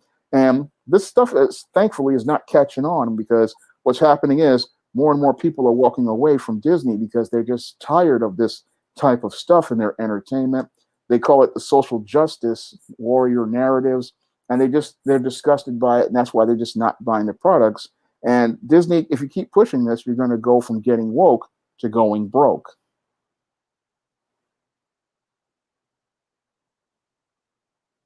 Yeah, I'm just disgusted by what I've seen here. And what I got on the screen here, they officially debuted Lando Calrissian as an LGBTQ character. What they did when Donald Glover played Lando in 2018's Solo, a Star Wars movie, they made Lando identify as what's called pansexual. And pansexual just means, my understanding is that, again, we're dealing with terms. It means it's somebody that just likes whatever, right? Likes anything. That's so they can have a gateway to go into pedophilia and bestiality, because that's where the alphabet people want to take us. They want to take us down the road to pedophilia, and they want to take us down the road to bestiality, because these people, they're sexual deviants, and the sex is not about pleasure or even connecting with another human being. It's about power. It's about breaking somebody down, and that's what buck breaking was all about. It was about this white man using his penis to break another black man down and make him submit to him. And that's what this is all about. They want to take the image of the black man and break it so that you can see it as weak, you can see it as submissive. And again, the whole pansexual is just a gateway into other forms of sexual deviancy, because these people, they don't know where the end game is, because everything with them is about their crotch. Everything with them is about sex. And that is because they have been abused and they cannot really reconcile that abuse. And they're trying to make that abuse normal, but there's no way of reconciling it, because some of these people, they have deep mental health issues. But if you say that, then you're an ist or a phobe. But this is the horrible truth that most people don't want to hear as related to this kind of behavior. And again, we have a mainstream company that's been pushing this for over 30 years, and now they're escalating and ramping this up, and they're ramping it up and directing it towards children. And that's where I have to draw the line, because okay, if you want to do this type of content with adults, that's fine, because those adults can choose to watch it. But when you start doing stuff with children, I have an issue with that, because children are not young enough to make the choices as related to sex and sexuality.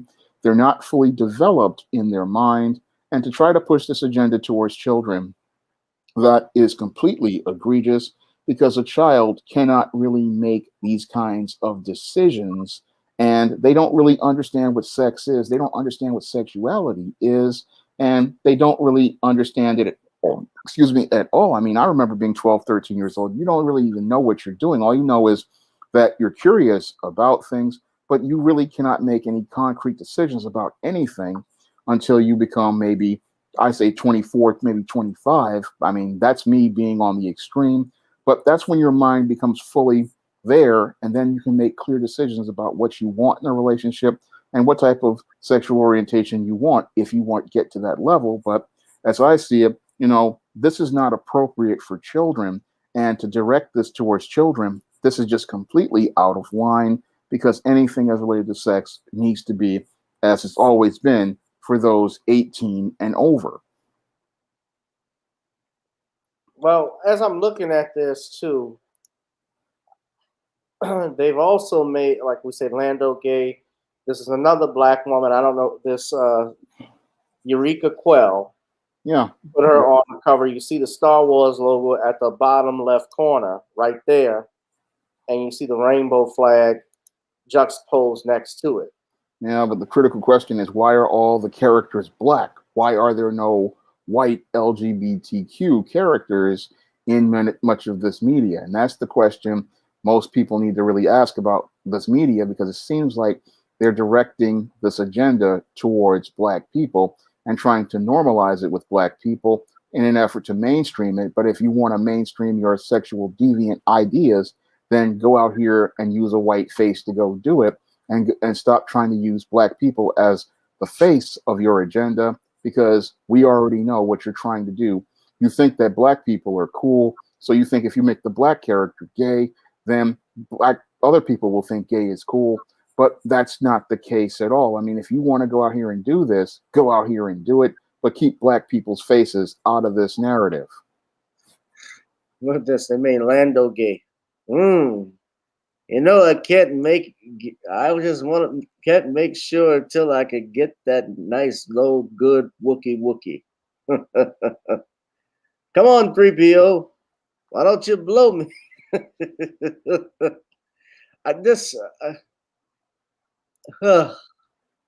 It's just sick. It's just absolutely sick. I've heard stories about Billy D from Judge Joe Brown, because he said stuff about him in the past.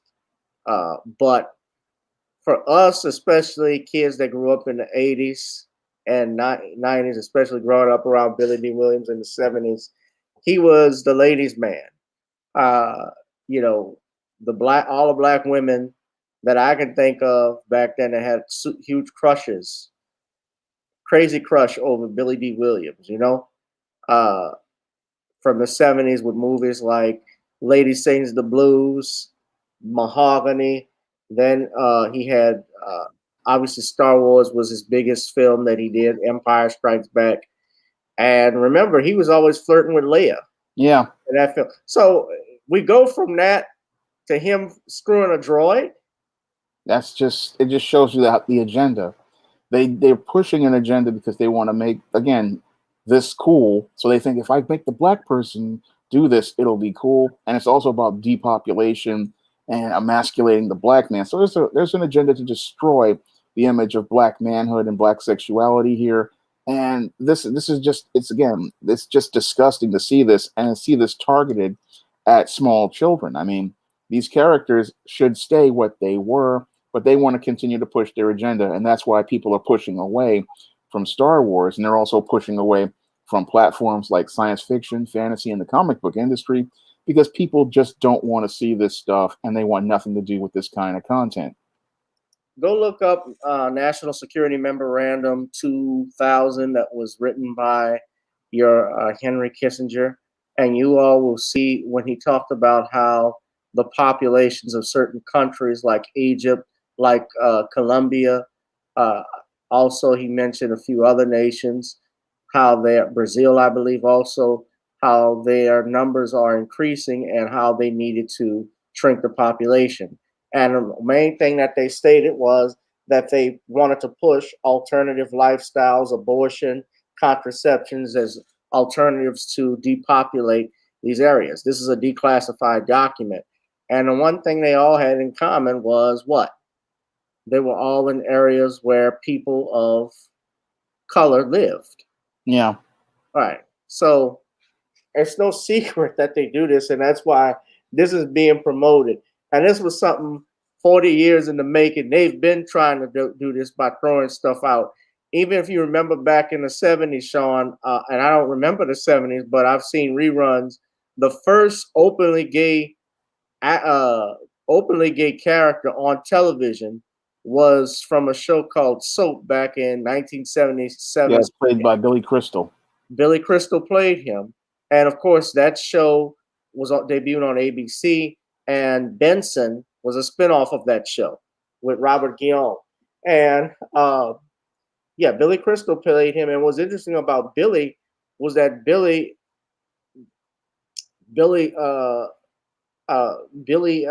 Crystal even said that a lot of the stuff that they show now today, the gay community, he actually said this and caught flack. He said a lot of it is too much. He said all of it is too much compared to what he was doing back then, what they did back then. He says they go too far with it. And they tried to throw him under the bus. He said that, I think, like a few years back. Yeah, but he's right. It is too much. And the thing is that when you're dealing with members of the alphabet community, they just don't know where the line is because they don't know what the concept of boundary are. So they will just keep escalating and escalating until we actually see nothing more than gay porn being presented on screen, because that's what they consider to be normal. Because again, everything with them is from a distorted view. So they think that this extreme content that they're producing is just not enough. And they want to take us all the way up to the point where we can actually see hardcore gay sex in a movie or a TV show. And they want to push these kind of narratives because they want to go out here and see what their lifestyle is on screen, even though their lifestyle is not natural and it's just a sexually deviant lifestyle. These people, again, everything is about sex with them because sex is power, sex is control, and they need to have sex in front of them all the time because, again, they're coming from that distorted reality from an abused perspective.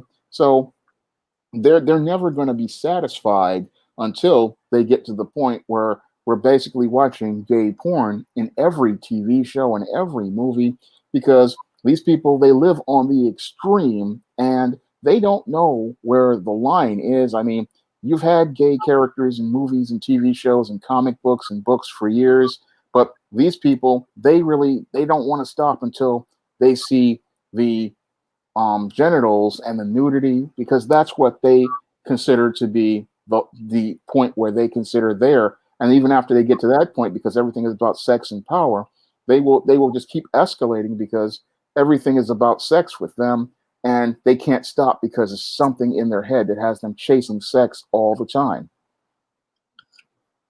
Yeah, well, it's a revival. I see you told me it's a revival. Computer robots, but still, it's sick. I don't care, revival or not. I'm not watching this crap. No, I'm like I said, I'm not spending any money on Disney Plus now that I hear what they're putting out there. I mean, my money's staying in my pocket. The only way these guys can be dealt with, and as related to this kind of content, is you just don't support this content. I mean, if it means that you miss out on other shows on Netflix or your Disney Plus, then you miss out on them. But you have to send a message that this kind of content, if you don't like it, you're just not going to support the platform, and let them know, look, you've gone too far. This content is disgusting, and I'm not going to buy your platform service if you continue to host content like that.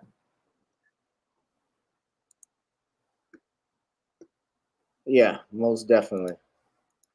All right. Well, I don't have much more to share in that regards, guys. But y'all can go online, look at it. But yeah, they keep Farside said, and they keep adding more letters in LGBT. Now it's LGBTQIA. How many more letters can they add? Actually, I think it's longer than that. Yeah, they're going to keep trying to add letters until they get to the point again when they get to the pedophilia, the question mark.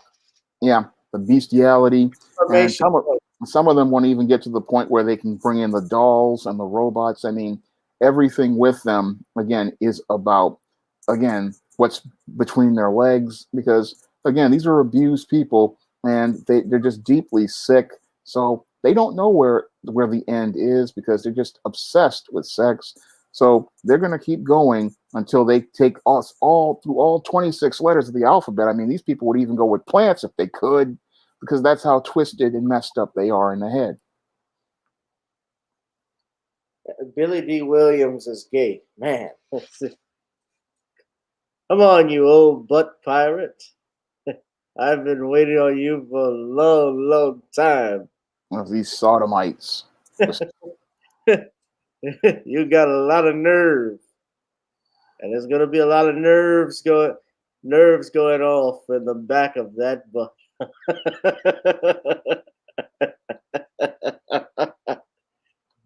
I'm gonna fuck the shit out of you, Han, but first I gotta have a code 45.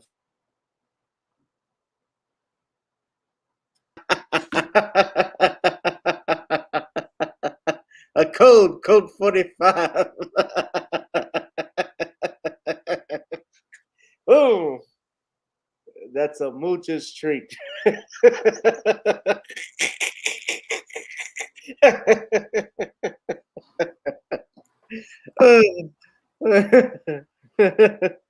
They messing with the stream. Yeah, but Billy D was Lando Calrissian, when Donald Glover played him, he played him as pansexual. And so that's where that came from. So all right, Shawn. Well, I didn't have much more, man, to say. I appreciate you coming in, but let me just look at this picture one last time, guys. I want y'all to look at it because I just talked about this. It's basically saying somebody's ass is getting stretched.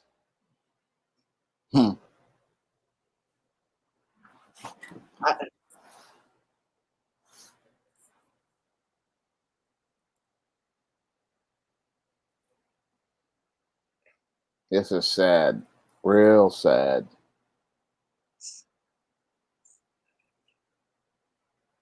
All right.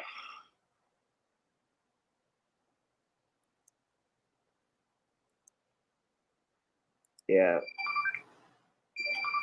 Yeah, they are a mob. They are just like them. They're just like they try to bully people and force people to do things their way.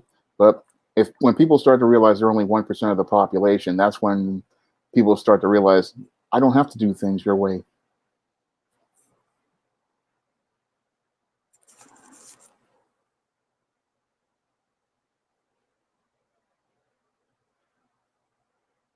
Yeah. So I won't be watching this. I look at EJ Johnson, Magic Johnson's son, who's gay, openly gay. For a second, that he looks like Simone Sanders, Hmm. and she got her wake up call the other day when she found out she didn't get that job from Joe Yep. Biden. Well, that's what happens to bootlicks. Once you've outlived your usefulness, they get rid of you.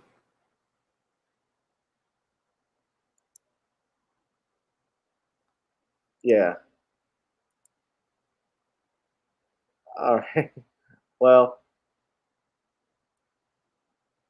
Yep. Once you may do a video on Simone Sanders because she thought she was in there, but she wasn't in there. No, she wasn't. Yeah, that's Magic Johnson's son. And let's see Simone Sanders.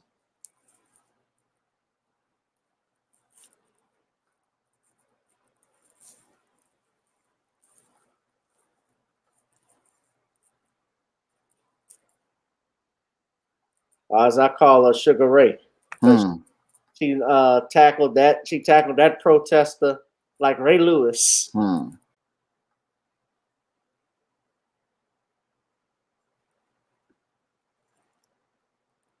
All right. Let me see if I can show that video. Wait, where's that video? You remember that commercial when they have that random linebacker that was tackling anybody and everybody at ESPN or something like that? Yeah, I don't remember that one. You don't remember that one? No. I remember it. In the name of we come from the three.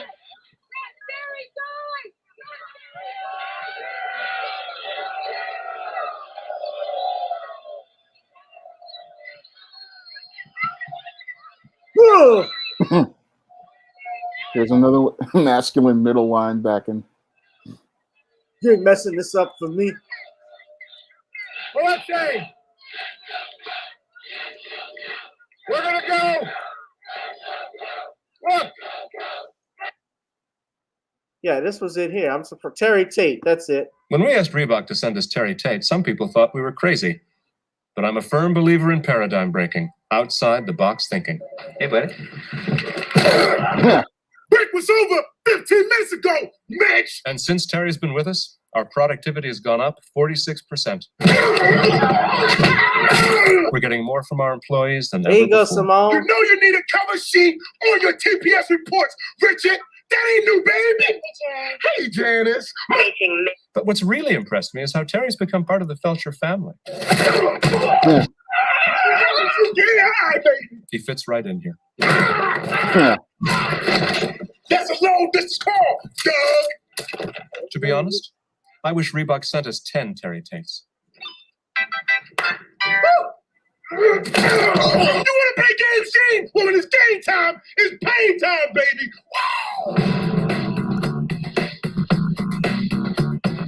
So they basically were saying that Simone Sanders is like a man. Yeah. And that commercial was really sad because you could see the black brute narrative, and you could see the minute where he was lusting after the white woman and beating up people. They were pushing the black brute in a repackaged narrative. Yeah. Super brute. That's a way to look at it, but anyway, bro, I appreciate it. The super brute. Simone is a brute. Yep. Super brute. All right, y'all, of course, buy the latest John Hayes. I'm sorry, I'm yawning on you. John Hayes, the man with Taking Care of Business. That's the latest book that's available on Amazon. He also has the ISIS series, Goddess. What is it called? It's the newest book is called Isis: Revenge of the Cyber Goddess, and it's available in paperback and Kindle. All right. I need you all too, while you're up here, to please donate to that Cash App. You see the link at the bottom. Please hit that Cash App. Please hit it. Please hit it. Gavin Richard Esquire. You see it there. I'm gonna put it right. Let me take the comments off. Y'all see my name? That's my Cash App right there. If you'd like to donate to the channel, we are not monetized, so it's great when you guys can come and contribute. Shawn, brother, I appreciate you coming on. And may I always say, may the force be with you. All right. Well, thank you for having me on the show. That's right. Grab your Coke 45 and a droid and have a good night. All right. All right, Shawn. Thank y'all. All right. Thank you. And you all have been tuning in to the hottest YouTube live stream on the channel, on channel GBoot2786. Whoever you are, wherever you are, I hope you are blessed and doing safe. Come on, 3PO. Let's do a 69.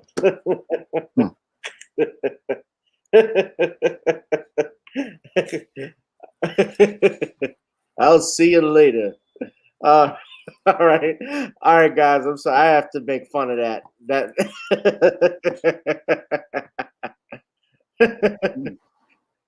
Have a good night, everyone. Thank you, All Shawn. right. Have a good night. Thank you very much. Peace and blessings, family. We gotta get out of here. May the force and a fourth be with you. Works all the time.